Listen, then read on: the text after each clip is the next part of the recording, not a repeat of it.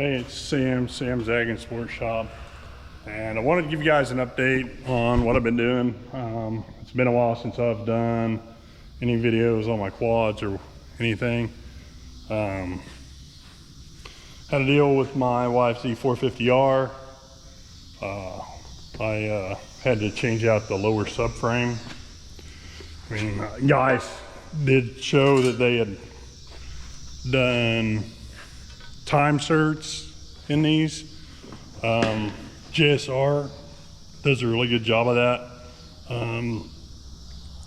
But it looked like to me that even if I did a time cert, I would have to remove the lower subframe to do it, just because of where it's located.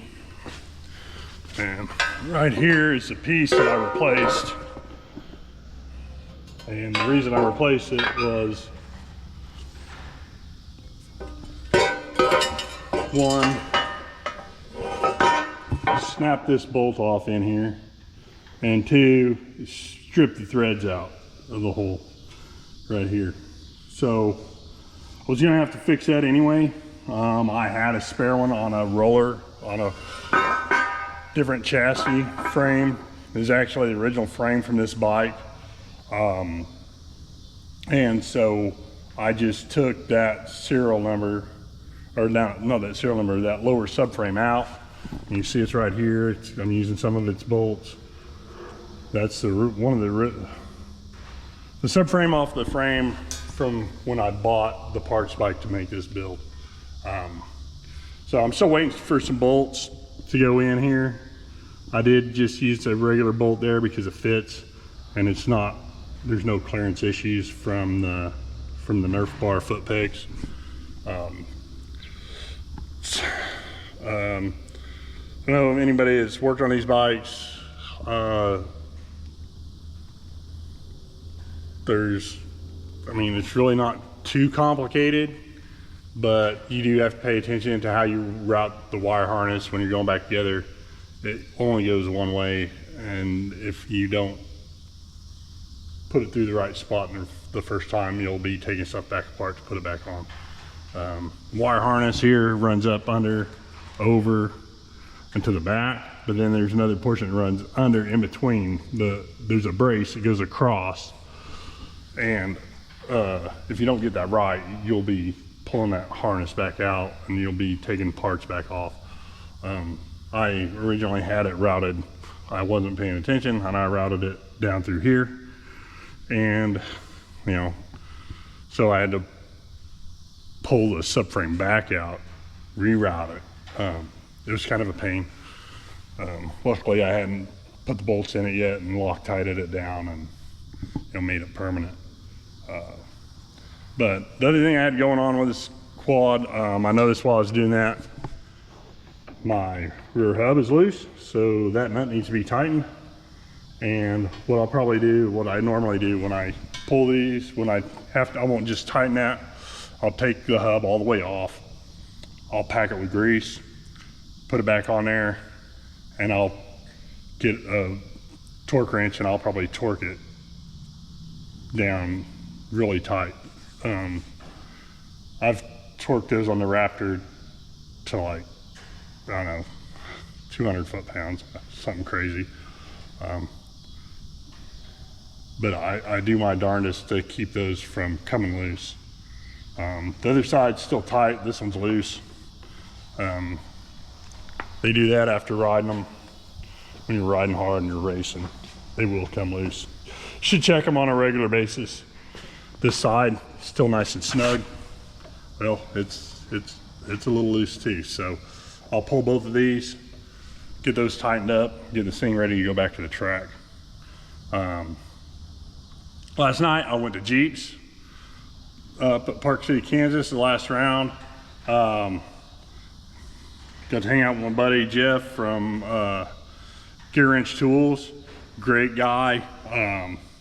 Glad to have him supporting the race series up there and the motorcycle club. Just has a lot of good contacts, a lot of knowledge, and really great products. So if if you guys are needing tools and needing to get set up for a shop or whatever, or traveling tools for motocross, contact Jeff Allen or get on acmetools.com. Just a great group of guys that working with Gear Wrench and Crescent, and a lot of really good quality tools, Milwaukee, and you name it, he's got it. Anyway, I had a really good run out there. Since I didn't have the 450, I didn't want to load up the big Raptor. It's there, it's running, but I took the old Yamaha Blaster, put some race numbers on it. I think those are a really cool addition. And I was getting along really good. I think obviously it's a slower bike, but I was pushing it to its limits. But something happened to the carburetor and the float stuck, and it just started dumping fuel. Flooding itself out. It wouldn't hardly run. I had to hold it pinned, wide open throttle, just to get it started, and it's barely running. So I got to go through this carburetor and see what's going on. But it was a great night. Got through both rounds of practice and one moto without any issues. And I got out there and beat on it. I was running about as hard as I could run it. Second moto, ended up with a DNF. I was the only big quad there, so it was just kind of turning laps, practice for me, just having some fun. You know, trophy really ain't much to brag about at that point when you're the only one in the class. So I'd like to see more guys with quads show up out there to these events. I know a lot of guys in these areas are doing the Okra. I would have liked to made it out to Cleveland this weekend, but that didn't happen. I was still on my way back from Wichita. But really good event. Always looking for people to ride, come hang out. I think next weekend, like I said, I think I'm gonna have some friends out and have a bonfire here. And that's if I can get a fire permit. We'll see. I don't know what the weather's gonna do. I really don't like to burn if it's too dry. We've had a lot of water lately, but it's dried out here pretty quick. So that's what I'm up to.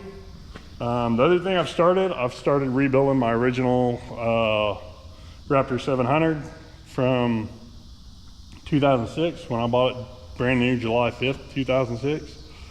I'm gonna start building this frame here with my mock-up fenders on it. I still haven't found somebody to produce me a mold to get me a set of these made up, but I'm gonna start building this thing. I got new bearings from Hauser. If you guys don't know, you're looking for some A-arms or whatever, highly recommend Hauser Racing. They have about the best in the business for whether it's cross country, factory width A-arms, or your long travel, motocross A-arms. Look up Hauser Racing, great group of people. I've got 3 sets of their A-arms and love them. I think they're the best out there. Super durable, way more durable than your factory A-arms. But they hooked me up with a set of bearings. I'm just putting the brand new bearings in these A-arms because they hadn't been changed since I put them on in 2013. So it's time for some new bearings, and we'll get them put on this frame. And then after that, I will get this motor here, my original 700 that I bought brand new 2006, and that clutch cover has never even been off. So you know, I'm kind of in between. I kind of want to just throw it in and run it.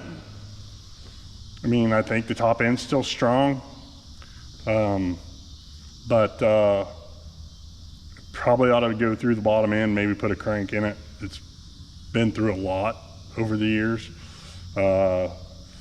I tore this bike down in 2017, 2018, and took it apart and put it in boxes. But I can't wait to get this thing back together. get my original 700 going. Once I get my original 700, did this one going back together, I may even get rid of the YFZ450R. I prefer doing maintenance on the 700. It's a lot easier. It's not as cramped as the YFZ450R. I will hand it to you, the 450R is a better race bike. But as an all-around four-wheeler, I highly recommend the Raptor 700. That's just my personal opinion. I like the 700 over the 450 because it's a good all-around bike. You can do whatever you want with it. The 700, the YFZ450R, it's a go-fast bike. I mean, it's really not one that you're gonna be putting around in first gear very much. So if you're just doing trails or whatever, I would highly recommend the Raptor 700. But that's just my personal preference. I'm sure other guys would argue with me. But that's what I've got going on. It's kind of a long video, so I'm gonna cut it short here, but hopefully I'll have some more for you guys later. And that is Sam at Sam's Agri Sports Shop, Enid, Oklahoma. Y'all have a great evening.